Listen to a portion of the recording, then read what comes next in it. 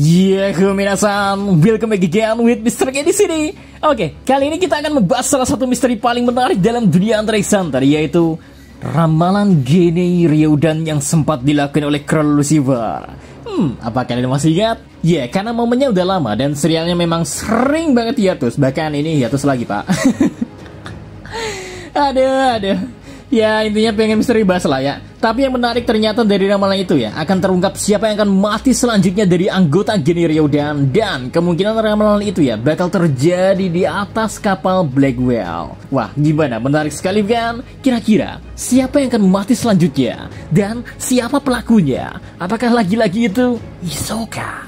Atau adakah musuh baru bagi kelompok pencuri satu ini? So, tanpa banyak basa-basi gak jelas, monggo enjoy the content-nya, let's go!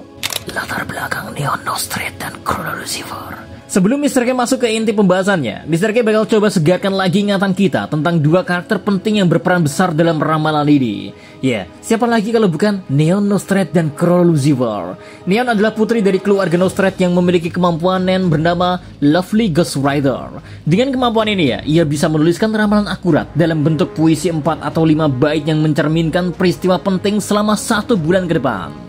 Nah, Król Lucifer ya sendiri kayaknya kalian masih ingat ya. Jadi gak usah Mr. K banyak jelasin ulang tentang siapa dia sebenarnya. Tapi yang penting adalah, selama Ark New City, Król berhasil mencuri kekuatan Lovely Ghost Rider dari Neon dan menggunakannya untuk meramalkan nasib anggota Gene Ryodan miliknya.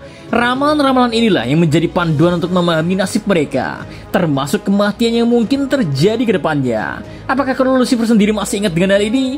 Ya, siapa yang tahu? Pokoknya setelah mencuri kemampuan Neon, Król menuliskan ramalan untuk dirinya sendiri dan anggota Gene Ryodan lainnya. Oh ya Rek, sedikit tambahan informasi, gak semua orang di kelompok Gene Ryodan memiliki ramalan mereka sendiri, karena ada yang gak tahu kapan tanggal mereka lahir dan informasi lainnya. Terlebih ramalan ini menjadi pusat misteri karena setiap baitnya penuh dengan simbolisme yang membutuhkan analisis mendalam. Dan mungkin kepala misteri bakal pusing ini. Jadi informasi yang tertulis tuh ya, gak kayak si ini mati tanggal segini, jam segini karena hal ini, melainkan bakal ditulis dengan bahasa yang perlu pemahaman lebih untuk tahu setiap maknanya. Misteri aja bingung makna sebenarnya, tapi misteri usahakanlah untuk kalian. So, kita bahas one by one. Let's go! Yang pertama, kita fokus ke Król Lucifer. Forever set a precious moon is lost.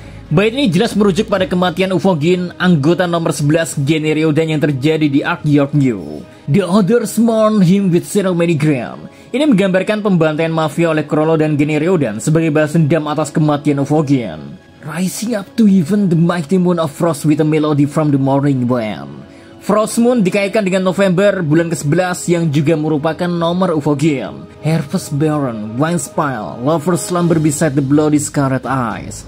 Bait ini meramalkan kematian anggota lain yaitu Pakunoda. September, bulan panen. Shizuku, Agustus, bulan anggur. Dan Salnak, Juni, bulan cinta. Mulai nangkep ya. Kedua, Nobunaga. The wolf alone miss out on morning frost. Serigala merujuk pada Nobunaga, anggota nomor 1 yang tampaknya sangat terpukul oleh kematian Ufogin dibandingkan anggota lainnya. Harvest Baron, Wine Spill, Lover Slumber Beside the Bloody Scarlet Eyes. Bait ini muncul lagi Rek, menunjukkan pola kehilangan besar dalam kelompok ini. But lonely not be the moon of frost. Bait ini menyiratkan bahwa Ufogin tidak akan sendirian di alam baka. Soon your blood will join his grave of Sam. Ini menunjukkan bahwa Shizuku akan mati dan bergabung dengan Ufogin. In the chamber of Treasure Garden, ruangan yang penuh dengan harta rampasan menjadi tempat kematian Shizuku. There is no choice but endless sleep. Kematian Shizuku digambarkan dengan sangat jelas di bait ini. Do not make any phone calls. When it matters most, you will be unable to reach anyone.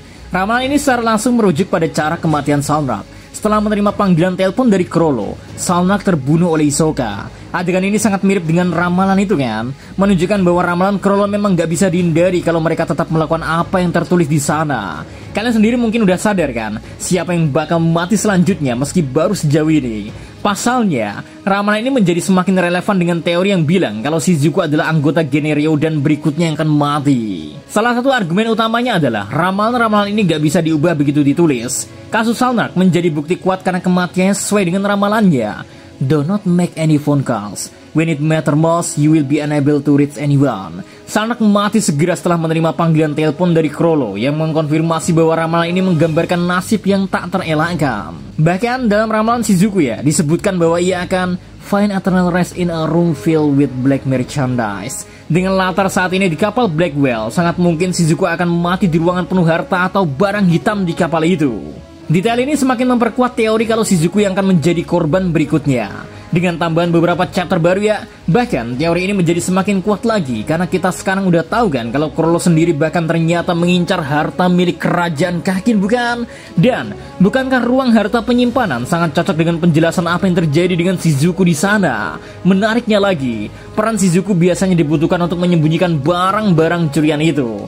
Dengan kemampuan miliknya, bukan hal yang sulit untuk Shizuku bisa menyimpan harta milik kerajaan Kakin. Tapi satu hal yang menjadi pertanyaan adalah, apakah Chrollo masih mengingat dengan jelas dan mengetahui kalau ramalannya akan datangkan berhubungan dengan kematian salah satu anggotanya lagi? Karena kondisi kelompok Genryou dan sekarang ya sebenarnya jauh dari kata sehat. Fokus mereka saat ini adalah membahas dendam, yang mana kehilangan satu atau dua orang lagi di kelompok mereka malah menjadi hal yang sangat mungkin untuk terjadi kalau aja mereka gak fokus ya, ataupun kehilangan kerjasama mereka sendiri. Meski bekerja dengan sistem yang sangat baik dan para anggotanya sendiri sangat menghormati kesepakatan yang sudah tercipta, tanpa ada yang berani untuk mencoba melewati segala peraturan yang sudah ada, tetap aja hal ini gak ngejamin kalau setiap anggota yang berada di atas kapal Blackwell saat ini ya akan selamat, Rek. Dan mungkin terhindar dari lawan-lawannya lebih kuat di sono.